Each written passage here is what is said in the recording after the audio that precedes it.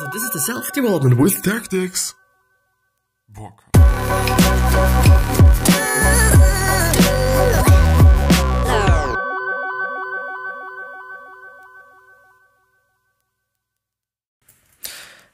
Have you ever wondered how to actually give good advice?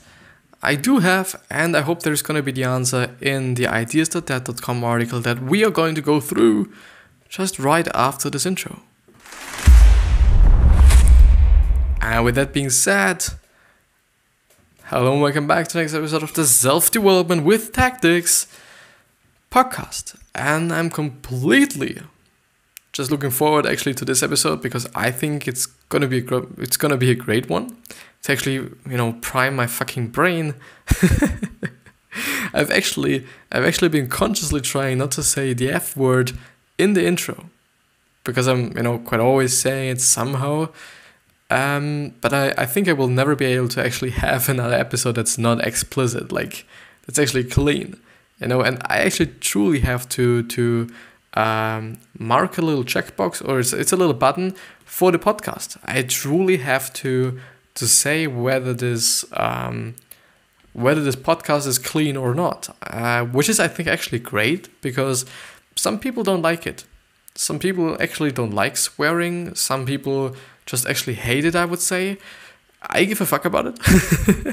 I even like it somehow. I really think that it makes the episode quite great, if you're just swearing a lot. I don't know if this is my humor. It totally maybe is. But I guess this is just me. So I like it. I don't have a problem with it.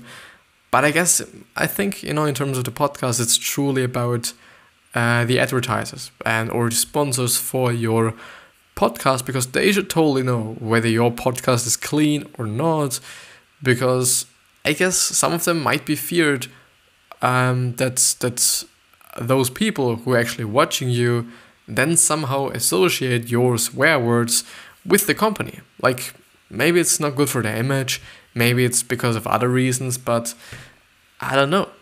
But as I said in the intro already, we are going through a great article from the ideas.that.com website about how do good leaders give advice. The short answer, they don't. And yeah, I hope you've liked the episode. I wish you the best health, wealth, happiness and success. No, not really.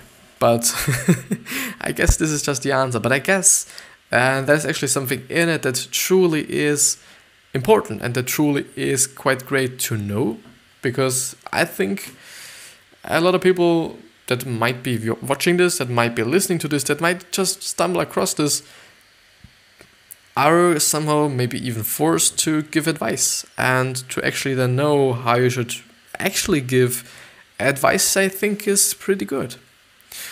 So how do good leaders give advice? The short answer, they don't. Instead of having an answer to every question, the most effective leaders are coaches, people who can guide others to arrive at their own solutions, put them into action and set goals, says researcher and management consultant Julia Milner. This post is part of TED's How to Be a Better Human series, each of which contains a piece of helpful advice from someone in the TED community. Browse through all the posts here, and they're actually truly just pretty great articles in the How to Be a Better Human series. So I've been gone through a lot of them, I guess. I think most of them were from this kind of section or category or whatever you want to think of. But they truly are great. Truly. So here's an unfortunate truth about the working world. Too many leaders in organizations simply don't know how to lead. Which is, I guess, pretty true. I guess really true. And I guess, you do just have to be truthful to yourself about whether you are a good leader or not. I might not be a good leader. Because it's not about like me being then responsible for everything that goes wrong, me being responsible for everything quite then. I guess not. Maybe I'm not dominant enough. Like, there truly are some people in my class who I think of leaders actually. You know, they just decide something, they are really making decisions, and I'm not actually that good in decision making. So I don't know. Maybe I'm gonna be a leader in the future, and then I think I'm gonna be a really nice fucking leader. Like, really nice. I think I'm gonna care about my employees just really, really well, because they fucking matter. You know, if you're having a lot of employees, they matter. It's really like you're working with human beings. And if you're good at working with human beings, then it's great. And I guess I am somehow good at working with people, which is great for me, because I do have the empathy and all the other things. So I guess, at least I guess. So why? In part, it's because the skills that get someone elevated to a top job may have little to do with their ability to guide and inspire others.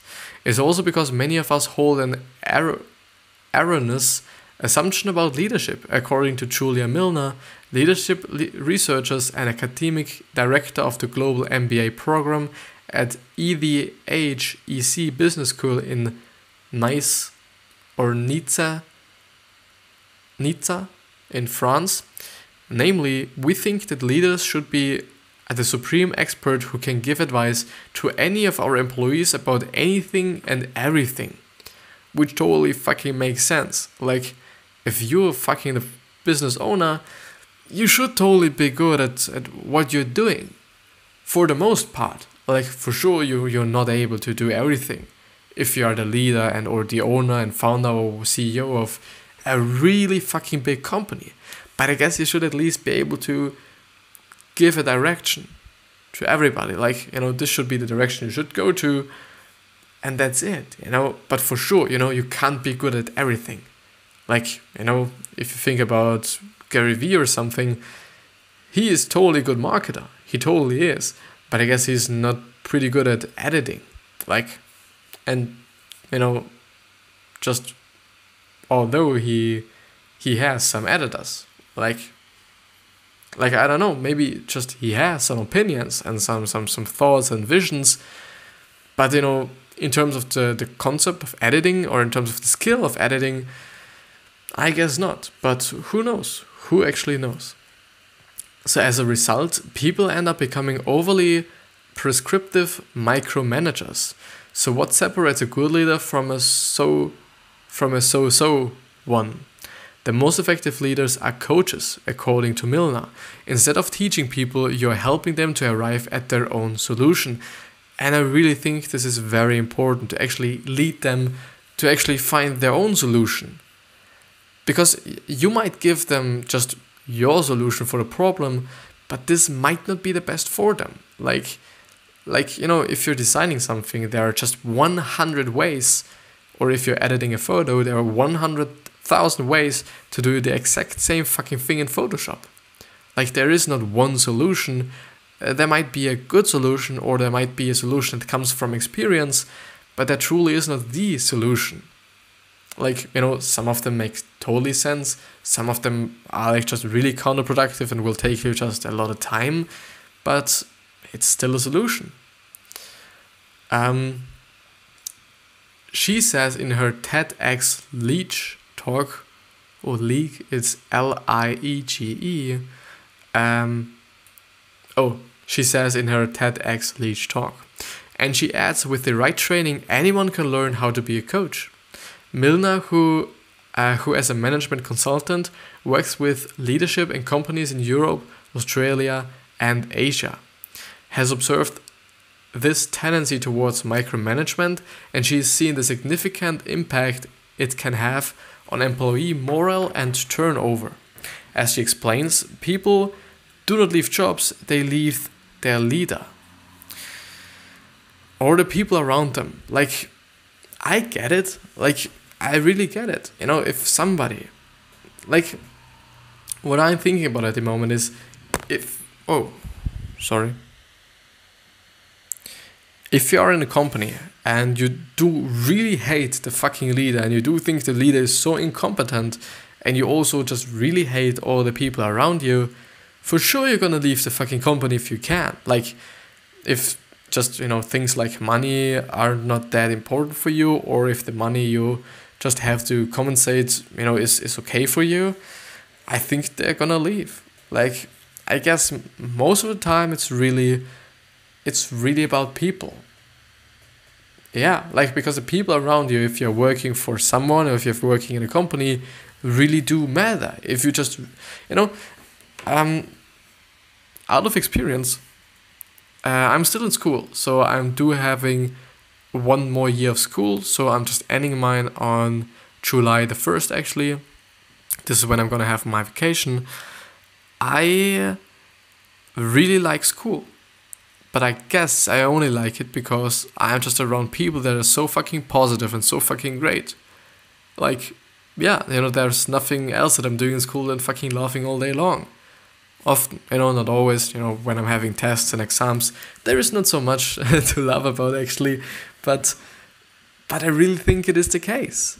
Like, if there only would be just, or if there only would be just really fucked up persons and people in my fucking school or in my fucking class, for sure I would just not like it. For sure, like, I would really hate to go to school, which is actually the case for a lot of people. And I do think that the people around you do matter in such a case. But let's see. So to examine the problem, Milner and her colleague and husband, Trent Milner, conducted a study. They recruited a group of 98 professionals enrolled in a leadership training course and divided them into pairs. The people in each pair were asked to coach each other on the topic of time management for 5 minutes. These conversations were filmed and later evaluated by the subjects and by coaching experts. After receiving 15 hours of training in leadership skills, the subjects participated in another set of 5-minute coaching conversations, which were also filmed and assessed. Despite being told before the first conversation that they should coach the other person, most subjects engaged in motivational micromanaging or giving advice sweetened with a bit of motivation, reports Milner, which I think I would actually truly would do the same. And this is actually one of the problems that I'm having. Like, do I like giving advice? Sometimes. I sometimes do, but not always. I'm not a person that's like, okay, you should be doing like this and that and whatsoever. I'm like, yeah, like, I would do this and I would do that, but I guess, it's not the best option. Like, I'm not like, as I said in the beginning, I'm not that dominant. And I do not know if a leader should actually be that dominant. I don't know. I think this is actually something that I have to think about. And this is also a great thing about me actually reading a lot on these things or about these things. Like, I can reflect more on what I'm good at, what I can, what I should learn more, what is interesting, what is not interesting, a lot of different things. Not surprisingly, they reported dissatisfaction with the experience when their fellow participants didn't respond kindly to being told what to do. And I guess this is just truly just the case. If you tell someone what to do, I think most of the time they won't be just happy about it. Because maybe it's about like, you're both leaders. You're both responsible for actually managing a lot of people or something. And then you just have to listen to somebody else you basically don't know. Like, I guess a lot of people just think like, okay, I know best. And I know more than the other person just in front of me is knowing. So I'm gonna be pissed if he's telling me or if she's telling me like, you should be doing this and that and whatsoever. Like, it's, it makes sense for me. Milner says, some said to me, I had such a difficult partner. I was coming up with all these great ideas and solutions and they were basically, yes, but ing me. Yes, butting me. Butting me, yeah. I don't know what this is. But after the training, what we found was quite astonishing, says Milner. The coaching conversations became fruitful rather than adversarial. One subject told her, all I had to do is provide the space and room to let them reflect, let them think it through and arrive at a plan. Here she shares some of the basics of being a good coach. And I'm, by the way, really fucking pumped to actually know how to give good advice. Because I guess, and I do just have to work in a group tomorrow actually, maybe I can give some advice that's not gonna piss somebody off. And maybe I just, would do it more. Maybe I'm a good coach. Actually, to be really fucking honest, I just think that I could be a good coach. I know it really depends in what area. Like, being a good coach in, I don't know, architectural kind of things, maybe not, because I'm not educated in this space. But maybe in terms of design, like, why not? Why not? But maybe it's a little bit too early for me to think to actually think about being a coach, being a CEO, being a manager. I, by the way, truly find it funny if people my age that are not having a great company and who are putting actually something like CEO in their bio, I'm not gonna judge them. Like, I just really don't care if they're doing this. I just truly find it funny. Like, great company you're having. And some of them, by the way, actually have a great company. So I'm not gonna lie. Some of them actually have a great company. For example, Ayman Gatsi, if you know him, he's actually having a multi-million-dollar company, as I know. Like, it's an advertising, social media advertising company, and he's doing great. He's totally doing fine. The first thing is listen. A poor leader is frequently too busy dispensing advice to fully understand the situation they are being asked about. And because they don't know all of the issues at stake, they risk focusing on the wrong ones, which totally makes sense. Listening allows a manager to be as informed as possible. It also shows respect and confidence in the other person. Listening is so goddamn important. No matter, what it is all about. I think listening is really important. Like, if you don't listen, you don't know. If you really don't listen, like, it's the same thing as they said, you maybe are focusing on the bad things or on the wrong things. And that's just a really waste of your time and of the time of the other person. Like, yeah. Ask the right questions. And this is actually something I do hope that I'm remembering correctly. I think this is something that either Elon Musk or Jeff Bezos pointed out. Either one of them has said, like, okay, it's not about having all the answers, but it's about asking the right questions. Or it was even Warren Buffett. I don't know, maybe I'm gonna look it up afterwards. Yeah, chances are pretty high that I'm not doing it. Because I've often said something like this and then I didn't do it. Because I'm in a hurry to actually do everything I'm actually pretty good in time, to be honest. I'm pretty doing well. Like, I don't just have to learn afterwards, totally have to make the posts. This is gonna take a little time. Have to upload everything, have to do the thumbnails, have to do yesterday's video. Maybe I'm even cutting the vlog from yesterday, but I'm not sure. Maybe I will, maybe I'm not. Hello. It's doing fine. So ask the right questions. Yes, no questions have a tendency to shut down conversations. They can also make people feel like they are being led in a particular direction. Instead, a good manager poses open-ended questions, and these gently guide the other person to brainstorm possible solutions and to decide which one is the best. You're acting like a sounding board, allowing room for the right answer to develop, says Milner. Assist with goal setting. Oh, I do just have to calm down a little bit. After an employee settles on a solution, a manager should work with them to create a plan to implement it. Together they can establish a desired outcome. This process not only serves as a spur to action, but it also ensures that the two people are aligned.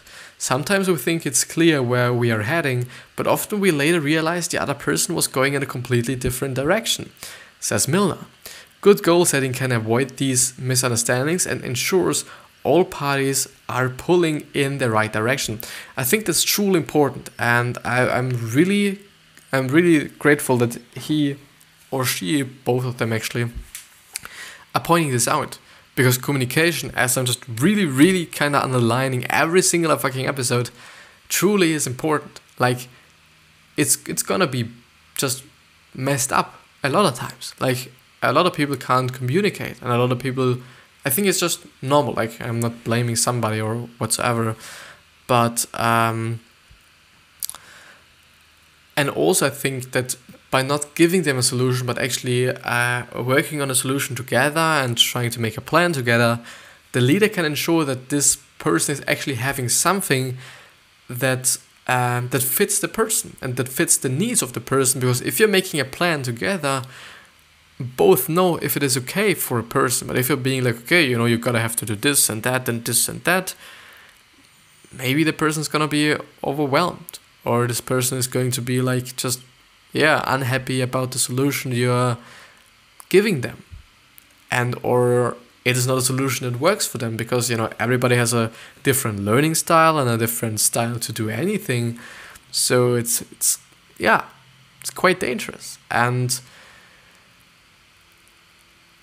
yeah, I really think these are pretty great points. And the last thing is actually Milner providing useful feedback, or provide useful feedback. Milner believes that good feedback is at the core of a strong team, and by good feedback he says, I don't mean only positive feedback, but constructive feedback that is well delivered and actually helps the other person to move forward. I honestly love that he says that is well delivered, which means that I think you're gonna be fucking nice. Like, you're not gonna shit on the fucking person you're talking to. Like, you just have to be nice. And if you're just truly an authority to this kind of person, and by being nice, you're just being even more authoritative and being more just great. Like, yeah, if the fucking president of America is coming up to you and is being like, okay, you know, he's working on a plan with you, and or just he's just giving you feedback on a speech or on something else, you know, no matter, you know, it depends on how you're kind of thinking about him. Let's say, just, you know, take one of the presidents from the United States, and he's giving you feedback. Wouldn't it be just so overwhelmingly great if he was just really fucking nice and he's like, okay, like, I really liked what you were doing in the macro, but in the micro I do see just a few things you could improve. And I think in terms of feedback, it really also depends on what your skills are like, and if you're actually good at what you're talking about, because nobody likes to get advice from someone, or feedback somehow from, feedback is something different than advice. Yeah, no. But, you know, in terms of advice, I would say that a lot of people wouldn't like to get feedback by someone who's not actually kind of good in the space, that he is giving feedback or advice in. You know, it's a little bit of contradiction or something, but yeah,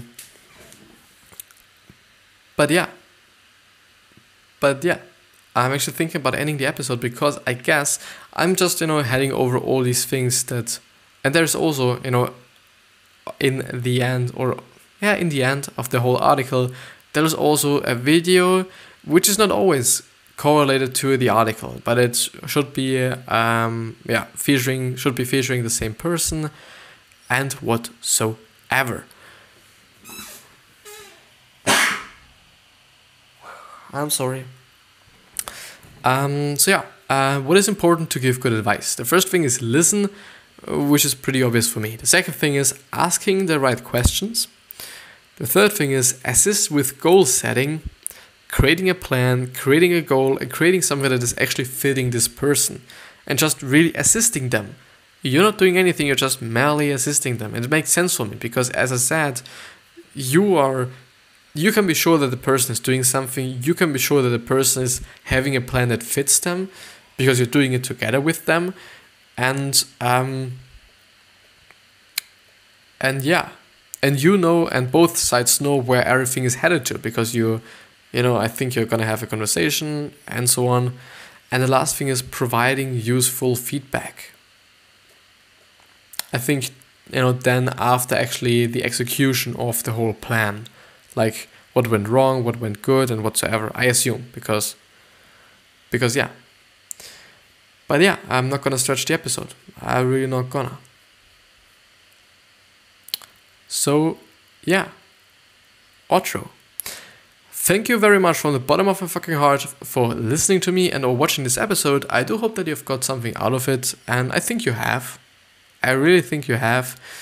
But yeah, I wish you the best health, wealth, happiness, and success. I really hope that you're gonna remind yourself on how you gonna be remembered, which means like, yeah, you know, what the person at your funeral is going to, yeah, say about you, whether it's something negative or something positive or something really fucking positive or something that's like, I just gotta have to be positive and nice.